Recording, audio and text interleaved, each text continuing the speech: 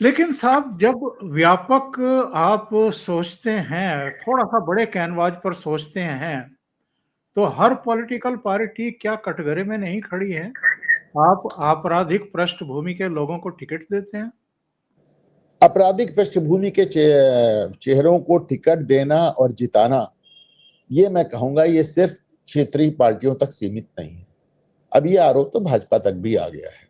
वही मैं कह रहा हूँ। भारतीय भारतीय जनता पार्टी अपना चाल चरित्र और चेहरा अलग बताती थी, परंतु सत्ता में 11 साल के बाद जब आप देखते हैं तो आपको इनकी पार्टी में भी तमाम दागी, आरोपित, जमानत पे, बाहुबली सब तरह के लोग नजर आते हैं।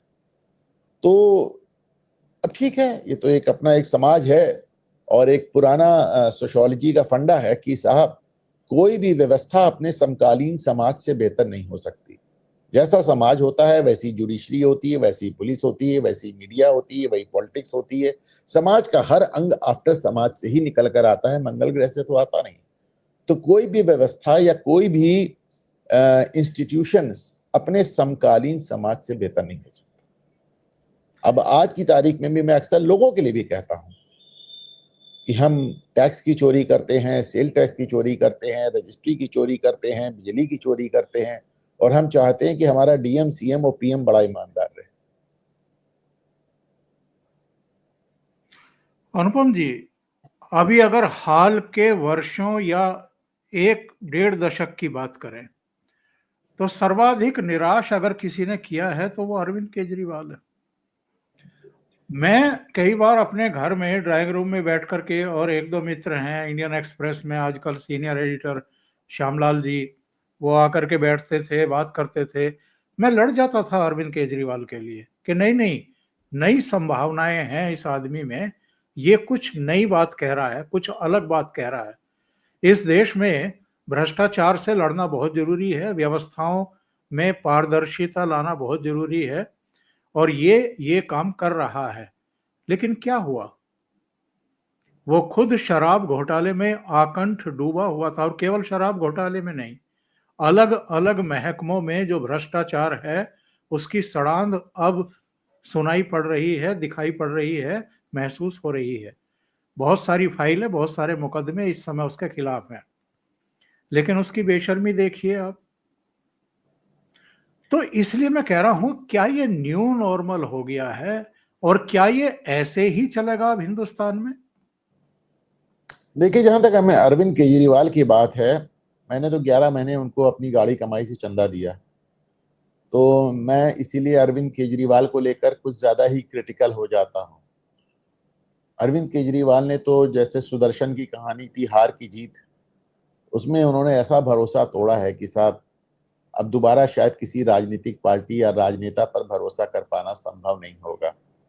लेकिन इन सब बातों से हटकर भी अगर आप देखें और 2 मिनट के लिए अपना घृणा का आदमी चश्मा उतार दे, तो कम से कम भ्रष्टाचार का कोई मामला आज सार्वजनिक जीवन में इतना लंबा समय बिताने के बाद प्रधानमंत्री नरेंद्र मोदी, गृह मंत्री अमित शाह, हमारे उत्तर प्रदेश के मुख्यमंत्री योगी आदित्यनाथ, हमारे रक्षा मंत्री राजनाथ सिंह, इन सब पे किसी पे, यहाँ तक कि जिनको लेकर एक बवाल किया जा रहा है गडकरी, उन पे, और या फिर राष्ट्रीय अध्यक्ष जेपी नड्डा से भी बहुत लोग नाराज होते हैं। लेकिन आप देखें ये तमाम नेताओं पे भ्रष्टाचार का तो कोई आरोप नहीं है। रेल मंत्री, आप सोचें, रेल का पहली बार मैं ऐसा रेल मंत्री देख रहा हूं जिसपे भ्रष्टाचार का कोई आरोप नहीं है। वित्त मंत्री पे भ्रष्टाचार का कोई आरोप नहीं है। कॉमर्स मिनिस्टर पे कोई आरोप नहीं है। पीयूष गोयल पे आरोप नहीं है। अश्विनी वैष्णव पे आरोप नहीं है। तो निर्मला सीतारमन पे आरोप नहीं है। कानून मंत्री पे नहीं है। तो आप देखिए, विदेश मंत्री पे नहीं, तो भ्रष्टाचार के आरोप तो साबित सरकार में नहीं है। अमेरिकी सीनेट में आज से 4 साल पहले या 5 साल पहले एक रिपोर्ट पेश हुई थी। उसमें उन्होंने कहा था कि साहब भारत के जो मिनिस्टेरियल लेवल है, जो भारत का मंत्रालय का स्तर है, वहां पर भ्रष्टाचार बिल्कुल नहीं है। अब नीचे की बात अलग है। तो अब भाई मानने की बात है। बाकी मैं लगता हूं, मुझे याद नहीं आता ओंकार जी की कोई सरकार अपने तीसरे टर्म में हो और उसके ऊपर आप चिल्लाते रहिए अडानी अंबानी, अडानी अंबानी चिल्लाते रहिए, पर व्यक्तिगत भ्रष्टाचार का देखिए भाई, ये तो हम पूंजीवाद की तरफ 91 में ही टर्न हो चुके थे। अभी आप देखिए, ब्रिटेन के प्राइम मिनिस्टर आए थे और अपने साथ 125 उद्योगपतियों को लेकर आए थे।